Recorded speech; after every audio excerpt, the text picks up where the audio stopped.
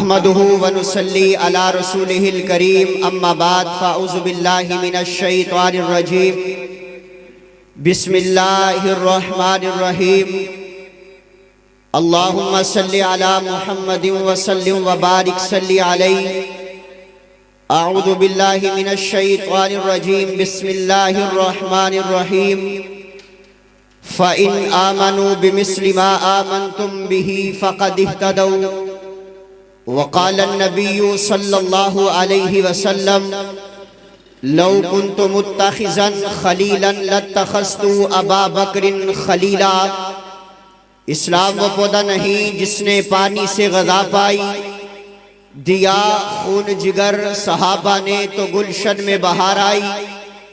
اگر چاند ہے آقا تو ستارے ہیں صحابہ، واللہ ہمیں جان سے پیارے ہیں صحابہ۔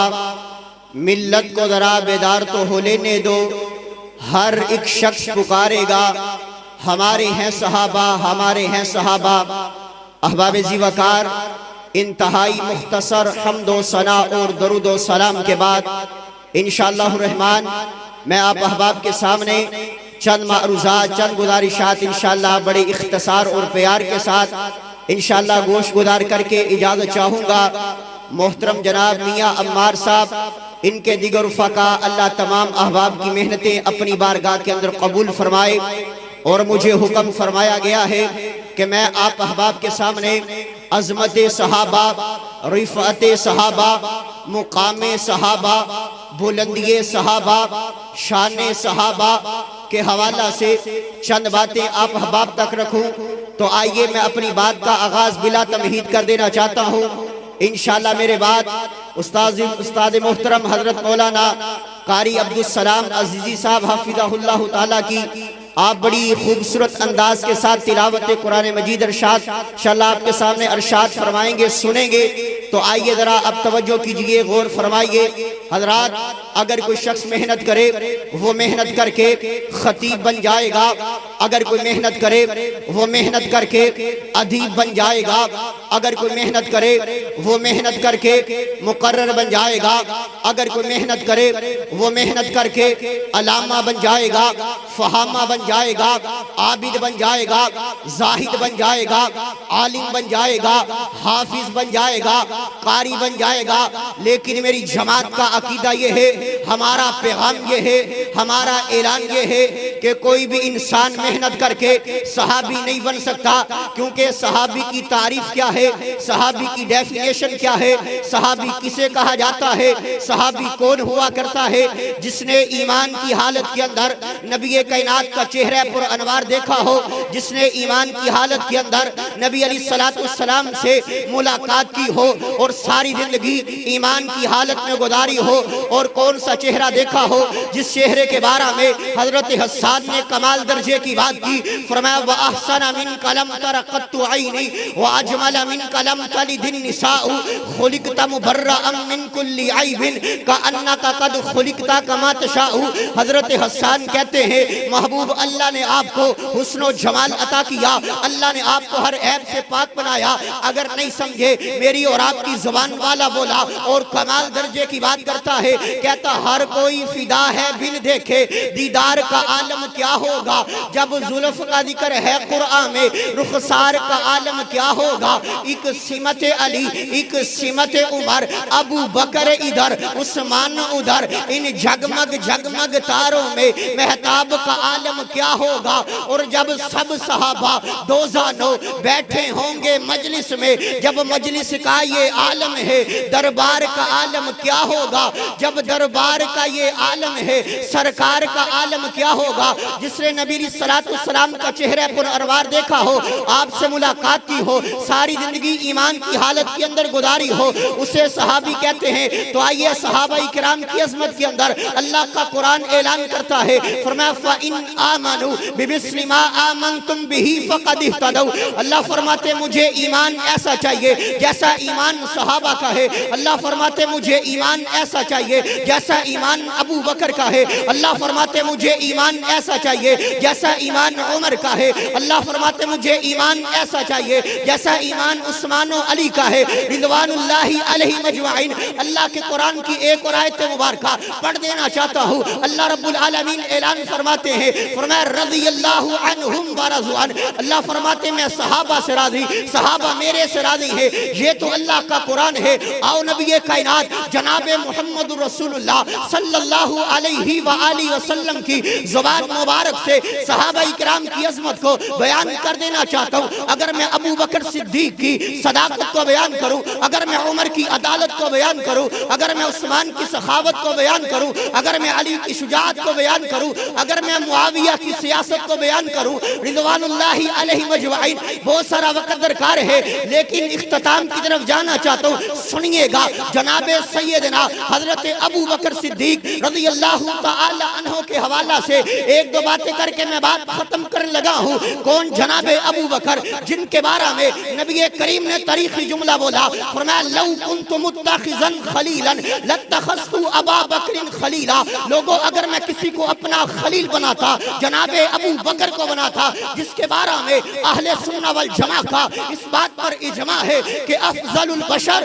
بعد الانبیاء، سارے نبیوں کے بعد عظیم ترین شخصیت جناب ابو بکر صدیق رضی اللہ تعالی عنہ کی ہے۔ پھر وجہ کیا ہے، پھر سبب کیا ہے، پھر ریزن کیا ہے، کیوں صحابہ کرام کے بارے میں نازیبا الفاظ کو استعمال کیا جاتا ہے، کہا جاتا ہے نبی پاک کے صحابہ نبی پاک کے اہل بیت سے محبت نہیں کرتے تھے، نبی پاک کا یارانہ نبی پاک کے گھرانے سے محبت نہیں کرتا تھا۔ بس یہ بات سمجھا کے ختم کرنے لگا ہوں۔ اللہ کا قرآن اعلان کرتا ہے، فرمایا محمد الرسول اللہ والذین معہ اشداء علی الکفار رحماء بینہم، اللہ کا قرآن کہتا ہے صحابہ آپس میں محبت کرنے والے، صحابہ آپس میں پیار کرنے والے، صحابہ آپس میں عقیدت کرنے والے، صحابہ آپس میں مودت کرنے والے۔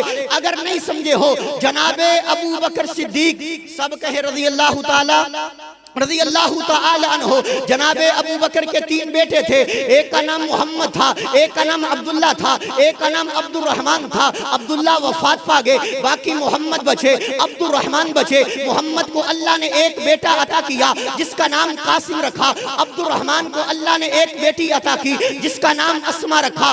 قاسم اور اسما کا آپس میں نکاح ہوا، اللہ نے ایک بیٹی عطا کی جس کا نام ام فروہ رکھا۔ یہ ام فروہ کون ہے؟ جناب ابو بکر صدیق رضی اللہ تعالی عنہ کی پڑپوتی ہے۔ ان کا نکاح دیکھیے گا، ان کی شادی دیکھیے گا، کن کے ساتھ ہونے لگی ہے؟ امام محمد باقر۔ امام باقر کون ہے؟ زین العابدین کے بیٹے ہیں، امام حسن کے پوتے ہیں اور جناب علی کے پڑپوتے ہیں۔ جناب علی کے پڑپوتے امام محمد باقر، جناب ابو بکر کی پڑپوتی ام فروہ، ان دونوں کا آپس میں نکاح ہوا ہے۔ اللہ نے جو بیٹا عطا کیا ہے، دنیا اسے امام جعفر صادق کہتی ہے۔ امام جعفر صادق کو اللہ نے جو بیٹا عطا کیا ہے، دنیا اسے امام موسیٰ کاظم کہتی ہے۔ امام موسیٰ کاظم کو اللہ نے جو بیٹا عطا کیا ہے، دنیا اسے امام علی رضا کہتی ہے۔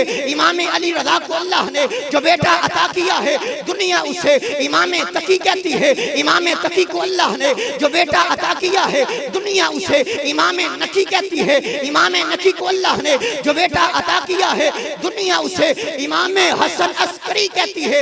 اگر بات نہیں سمجھے ہو، میں تھوڑا سا بیک جانا چاہتا ہوں۔ امام حسن عسکری کے ابو کا نام امام نقی ہے، امام نقی کے ابو کا نام امام تقی ہے، امام تقی کے ابو کا نام امام علی رضا ہے، امام علی رضا کے ابو کا نام امام موسیٰ کاظم ہے، امام موسیٰ کاظم کے ابو کا نام امام جعفر صادق ہے، امام جعفر صادق کے ابو کا نام امام محمد باقر ہے، امام باقر کی بیوی کا نام ام فروہ ہے، ام فروہ کی ماں کا نام اسما ہے، اسما کے باپ کا نام عبد الرحمن ہے اور عبد الرحمن کے باپ کا نام ابو بکر صدیق ہے، ابو بکر صدیق ہے۔ جب ہم یہ بات پڑھیں گے تو ہمیں معلوم ہوگا صحابہ آپس میں محبت کرنے والے۔ اس لیے آخر میں کہہ دینا چاہتا ہوں، میری جان صحابہ، میری عقیدت صحابہ، میری مودت صحابہ، میری چاہت صحابہ، میری لگن صحابہ، میری صبح صحابہ، میرے دن صحابہ، میری راتیں صحابہ۔ اگر دنیا جھوٹ بولے، صدیق صحابہ